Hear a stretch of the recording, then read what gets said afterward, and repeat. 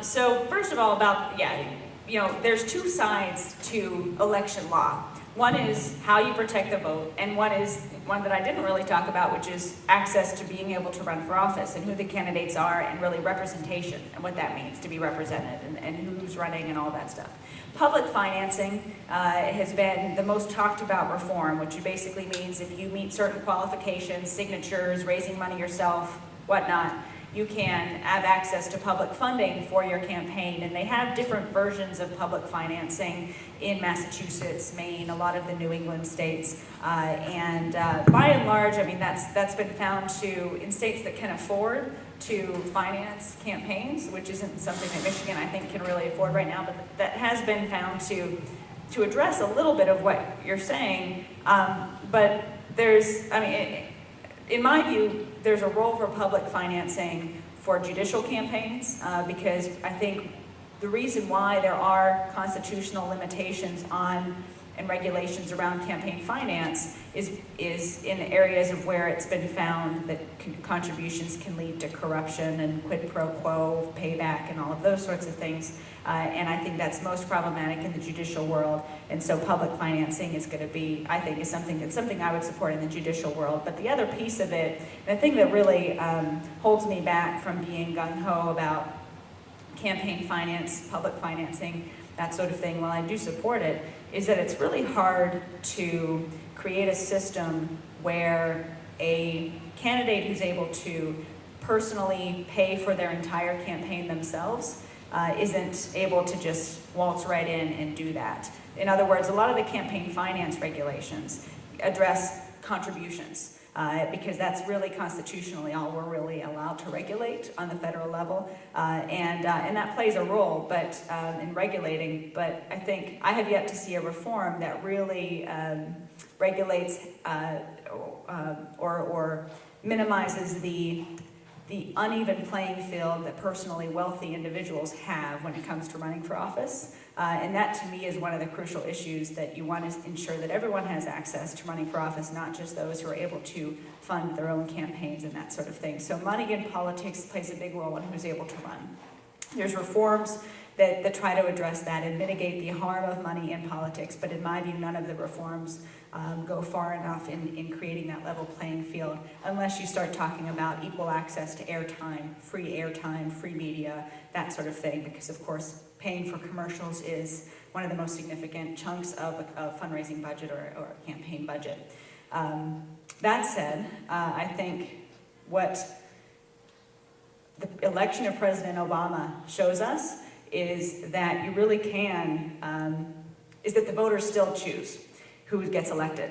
And the voters still play a role in, even if they're only giving $10, $15, a small amount of money, can have a significant impact in overtaking what in the primary was a sort of mammoth fundraising entity, which was the Clintons. And so I've always sort of come around to the view that if we can protect access to the vote and make more people vote and ensure everyone's voting, then access to more candidates running sort of kind of takes care of itself. And I think that's what Obama has showed us, in that we had a good candidate. This is a nonpartisan event.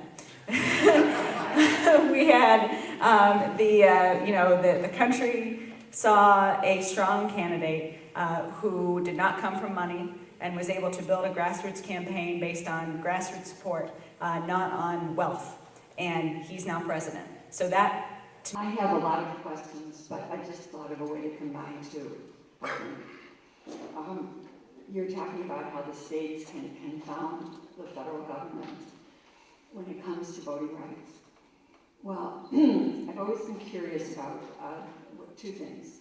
One, going back in history, I've been curious about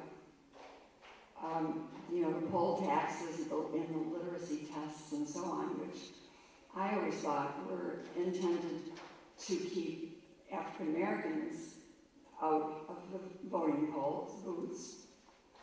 But it seems to me if they were, and maybe they weren't applied across the board, but if they had been applied across the board, they would have kept a lot of whites out too. And then the second part of that question is, I'm also curious about the debate that goes on now between what is more effective and less to manipulation, paper ballots or electronic ballots or something I don't even know about. And there were 4 reasons. There were many absentee ballots that were rejected when the first count happened. And there were 4 reasons under Minnesota law that a ballot could be rejected. There was a 5th pile of ballots that had been rejected anyway, even if they didn't fall under one of those 4 reasons for legally being rejected. Ballots that, for example, someone signed it but in the wrong place, or someone, didn't completely fill out, or maybe voted twice, or didn't completely fill out all the information. There was sort of this 5th column of ballots that had been rejected, and the battle was over how many of those ballots could be counted. How many of those ballots had been wrongfully rejected, and how many could be counted. And that's what the court battles were about, and that's what the initial recount was really scuffling over, which they were holding up the ballots and figuring out what to count and what to not count. And so what we had in Minnesota was Mark Ritchie, an election administrator, and the clerks on the local level who were working to maintain, to the best that they could, equal review of that 5th pile to make sure that there was consistency in what was accepted and what was rejected. And I think their effectiveness at doing that is exemplified by the fact that the courts upheld all of their decisions. And that's what the courts were really doing, reviewing their decisions and determining whether or not all those ballots that they accepted or rejected in that 5th pile were rightfully accepted or rejected.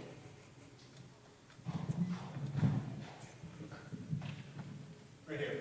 Yes? I have a lot of questions, but I just thought of a way to combine 2. You're talking about how the states can confound the federal government when it comes to voting rights. Well, I've always been curious about 2 things. One, going back in history, I've been curious about